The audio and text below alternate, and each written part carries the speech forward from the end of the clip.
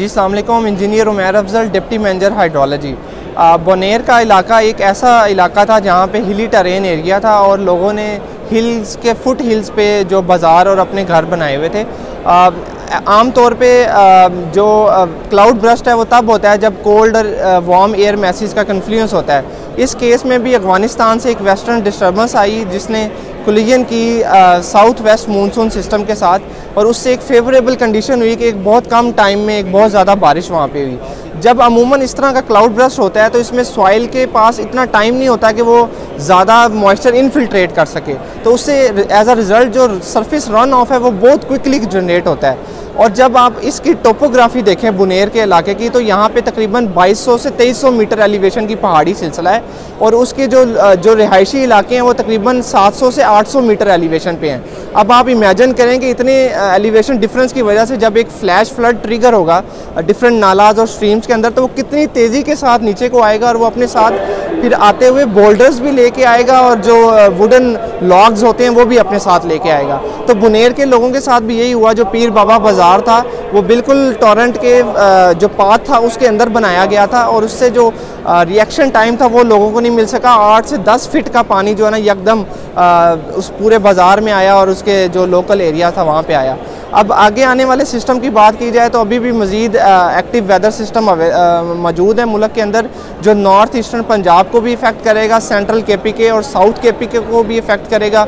और ज़्यादा इसमें अब चांसेस हैं कि ये सिंध के जो लोअर हाफ पार्ट हैं जिसमें मीरपुर ख़ास, थरपारकर, सुजावल, ठट्ठा, बदीन, हैदराबाद, इन इलाकों को भी इफ़ेक्ट करेगा। अब इसके साथ साथ अगले स्पेल जो है ना वो साउथ ईस्ट और बलूचिस्तान को भी इफ़ेक्ट करेंगे, जिसमें अगेन हिल टॉरेंट्स एक्टिवेट हो सकते हैं। खुजदार डिस्ट्रिक्ट है, अवारान डिस्ट्रिक्ट है, लसबेला डिस्ट्रिक्ट है। जी अस्सलाम वालेकुम। Engineer Umair Afzal, deputy manager hydrology. Buner का इलाका एक ऐसा इलाका था जहाँ पे हिली टेरेन एरिया था और लोगों ने हिल्स के फुट हिल्स पे जो बाज़ार और अपने घर बनाए हुए थे।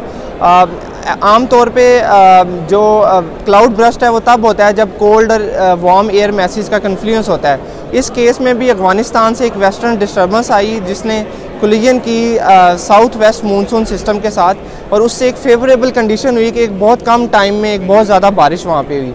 जब अमूमन इस तरह का क्लाउड ब्रस्ट होता है तो इसमें सॉइल के पास इतना टाइम नहीं होता कि वो ज़्यादा मॉइस्चर इनफिल्ट्रेट कर सके, तो उससे एज अ रिज़ल्ट जो सरफेस रन ऑफ है वो बहुत क्विकली जनरेट होता है। और जब आप इसकी टोपोग्राफी देखें बुनेर के इलाके की, तो यहाँ पे तकरीबन 2200 से 2300 मीटर एलिवेशन की पहाड़ी सिलसिला है और उसके जो रिहायशी इलाके हैं वो तकरीबन 700 से 800 मीटर एलिवेशन पे हैं। अब आप इमेजिन करें कि इतने एलिवेशन डिफरेंस की वजह से जब एक फ्लैश फ्लड ट्रिगर होगा डिफरेंट नालाज और स्ट्रीम्स के अंदर, तो वो कितनी तेज़ी के साथ नीचे को आएगा और वो अपने साथ फिर आते हुए बोल्डर्स भी लेके आएगा और जो वुडन लॉग्स होते हैं वो भी अपने साथ लेके आएगा। तो बुनेर के लोगों के साथ भी यही हुआ। जो पीर बाबा बाज़ार था वो बिल्कुल टॉरेंट के जो पाथ था उसके अंदर बनाया गया था और उससे जो रिएक्शन टाइम था वो लोगों को नहीं मिल सका। 8 से 10 फीट का पानी जो है ना यकदम उस पूरे बाज़ार में आया और उसके जो लोकल एरिया था वहाँ पे आया।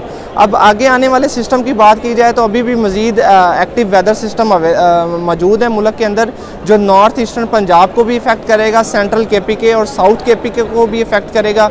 और ज़्यादा इसमें अब चांसेस हैं कि ये सिंध के जो लोअर हाफ पार्ट हैं जिसमें मीरपुर ख़ास, थरपारकर, सुजावल, ठट्ठा, बदीन, हैदराबाद, इन इलाकों को भी इफ़ेक्ट करेगा। अब इसके साथ साथ अगले स्पेल जो है ना वो साउथ ईस्ट और बलूचिस्तान को भी इफ़ेक्ट करेंगे, जिसमें अगेन हिल टॉरेंट्स एक्टिवेट हो सकते हैं। खुजदार डिस्ट्रिक्ट है, अवारान डिस्ट्रिक्ट है, लसबेला डिस्ट्रिक्ट है।